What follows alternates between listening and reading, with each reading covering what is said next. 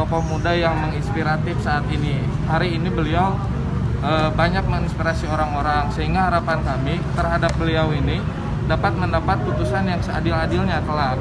Karena apa? Karena apa? Ada kekhawatiran jika tanpa bermaksud membela diri, karena ketidaktahuannya kalau harus sampai seperti ini, khawatir nanti bibit-bibit muda yang akan berusaha ini takut. Tapi dengan kejadian ini klien kami jadi berbenah.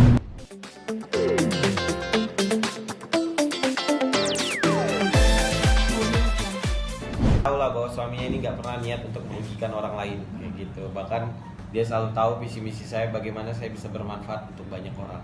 Mbak, mungkin boleh dijelaskan dong, waktu kejadian ada berita itu kondisi istri sendiri seperti apa sih, ngerasa suaminya tiba-tiba langsung ada berita buruk? Sebenarnya ya tertekan juga, apalagi kan ini beliau itu nggak mungkin ngerugiin orang lain, apalagi negara ya.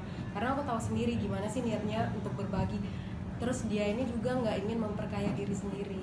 Jadi emang selalu pengen berbagi itu sih. Jadi emang ada tertekan juga karena ini kan seorang suami saya. Jadi gitu sih untuk istri, awalnya tertekan, tapi saya bilang kan yang paling tahu saya itu kamu. Jadi ngapain mesti harus tahu dengar omongan orang lain. Apapun yang kita lakukan, namanya udah jadi public figure, pasti akan dikomentari kan. Yang penting terus saja, jangan pernah berhenti melakukan yang terbaik. Artinya mungkin sempat ada nggak orang-orang yang ikut DM ke Mbak Septi atau seperti apa, boleh diceritain nggak Mbak? Kok tahu namanya Septi? Tahu dong, kan public figure. Nge-DM sih ada ya katanya. Apa benar suaminya baru ditangkap gitu? Terus nge-share yang video-video ketangkapnya Bang Putra. Sementara Bang Putra sendiri itu lagi sama saya, emang nggak ditangkap ya kan. Itu kejadiannya 2017. Pertama kali baru-baru merintis. Kalau sekarang mah Mbak boleh langsung mampir aja ke toko. Itu alhamdulillah semua brand resmi baru ready. Artinya mungkin, tapi kalau boleh tahu, sosok suami yang seperti apa sih Bang Putra ini di mata Mbak Septi? Bang Putra sendiri ya? Menurut aku dia suami yang hebat, bukan cuman suami yang hebat, cuman dia juga salah satu orang yang hebat menurut aku, karena ya dia mampu memotivasi banyak orang dengan cara ngelakuin berbagi hal kebaikan, terus memotivasi anak muda gimana sih cara dia berjuang, dan dia ini tipe orang yang pekerja keras banget. Terus dia terus lebih sering emang bekerja daripada tidur. Waktu tidur dia itu cuma sebentar kalau bisa dibilang. Pagi harus kerja sampai tengah malam tuh, sampai jam 2 malam itu masih belum tidur. Jadi masih mikirin sesuatu buat besok. Apa sih yang akan aku kerjain gitu. Terus pengennya memotivasi anak muda nggak boleh stuck di sini gitu. Bang Putra mungkin sempat nenangin istrinya seperti apa waktu lagi itu?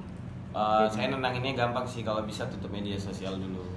Kembali lagi, kamu harus tekankan bahwa dunia sementara, akhirat selamanya. Itu sih yang aku tekani. Tapi kedepannya Bang Putra akan membuat hal baru apa lagi nih? Yang pertama tetap ya, aku tetap mau ingin bermanfaat untuk banyak orang. Jadi nanti aku ingin buat ruang bisnis ya, itu bekerja sama ya sama tim-tim yang juga luar biasa. Terus alhamdulillah saya salah satu ketua juga di Sahabat Polisi bagian bisnis ya. Jadi mudah-mudahan di situ saya bisa mengembangkan anak-anak muda yang tadinya putus asa dan frustasi nggak bisa berusaha. Saya mau mencoba bermanfaat baik dari ilmu dan baik dari hartanya gitu, untuk membangun anak-anak muda generasi milenial dan generasi Z untuk mau menjadi seorang pengusaha atau entrepreneur yang sesungguhnya. Jadi bukan jual teori, juga bukan jual yang praktik sebenarnya. Bang Putra ini bisa dianggap naik kelas nggak dengan adanya masalah ini? Ya saya rasa seperti itu sih, karena saya jadi banyak belajar tentang hal ini, tentang hidup, mudah-mudahan ini jadi naik kelas untuk memberikan saya lebih baik lagi ke depannya. Terus mudah-mudahan Allah angkatlah derajat saya. Oke, siap, cukup. Nah, yang pertama semuanya harus tahu dulu, itu kan seperti di framing saya di 2020 kan. Sementara saya memang itu alhamdulillah besarnya di 2018, 2019, di 2020. Nah, pertama kali awal merintis itu saya di 2017. Ya, seperti itu. Jadi itu kejadiannya bukan di 2020, tapi di 2017 yang mungkin handphonenya juga sekarang udah nilainya udah jauh berbeda. Sama sekarang kan saya udah bekerja sama semua brand resmi ya, tapi kan itu semuanya butuh step by step kan. Nggak mungkin saya berdagang terus tiba-tiba semua brand resmi bisa saya kontrakkan, nggak mungkin kan. Ya alhamdulillah ya berkat kerja keras juga, berkat sedekah juga menurut saya, terus berkat ya Allah lah yang ngasih potensi seperti ini sehingga orang-orang percaya gitu buat belanja di PS Store gitu. Perjalannya waktu alhamdulillah semakin lama PS Store semakin besar, semakin baik. Yang menurut saya memang lagi bagus-bagusnya. Terus tiba-tiba ada berita seperti itu tuh pasti langsung wah heboh semua, masya Allah seperti itu. Ya itu sih saya nggak bisa juga membela diri, saya kan orang yang relatif ya, tapi bukan hanya membela diri, tapi mungkin banyak juga tadi lihat kan di bagaimana saya sebagai orang yang taat hukum juga ya, ingin ada kepastian hukum ya. Di 2017 itu kan seperti bisul ya, kok bisa dipecahin dulu ya, jadi agar supaya nanti kedepannya aku seperti mencetak entrepreneur, terus untuk memotivasi orang lain, nggak ada kerikil-kerikil yang mungkin menjadi hambatan buat aku seperti itu. Sempat ada berita buruk juga, penggerebekan lah apalah, itu mulainya dari mana Bang bisa Masya keluar Allah. itu Bang? Iya, jadi itu di 2017 itu awal mulanya, itu makanya kejadiannya kan tahu sendiri kan tengah malam gitu, ada seorang lah yang saya kan belanjanya kan juga dari lokal juga ya, dari teman-teman di Jakarta juga belanja, siapa aja yang nawarin selama di kacamata saya sebagai seorang pedagang dia bisa dapat bisa dijual, bisa dapat untung, namanya pedagang ya, entrepreneur seperti itu. Dan ya masih polos lah, belum begitu banyak mengerti hal, apalagi di usia saya sekarang kan di 2017 berarti saya baru 23 tahun gitu, seperti itu. Nah, tapi dari situ saya banyak belajar sih, segala sesuatu ada hikmahnya, di balik kesulitan pasti ada kemudahan. Nah, tiba-tiba di 2020 ini bahwa yang 2017 diangkat kembali. Yaudah, saya sebagai warga negara yang nggak mau kemana-mana juga,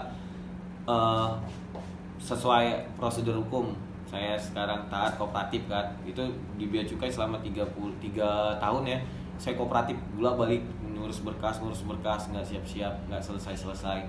Yang akhirnya di 2020 tiba-tiba di-up kembali, yang saya juga menaati proses hukum dan saya udah melakukan persidangan juga gitu. Yang harapan saya mudah-mudahan saya bisa dibimbing ya, dibina agar mungkin nantinya akan ada muncul bibit-bibit baru lagi pengusaha, karena kalau kita mau jadi negara berkembang pasti harus ada anak-anak bangsa ya yang berdagang, yang jadi pengusaha, seperti itu harapan saya. Tapi Bang mungkin banyak pertanyaan, ini kasus 2017 tapi kenapa baru diangkat 2020 gitu?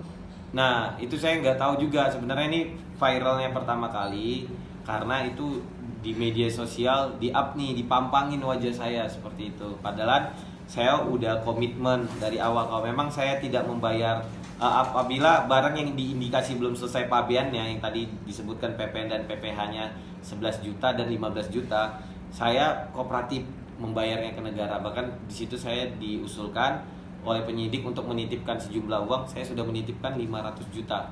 Itu sih mintanya 1 miliar, tapi saya waktu itu belum punya uang 1 miliar, masih saya ngumpul lah, karena kan saya dagang dari nol ya, saya kumpulin kan keuntungan gitu.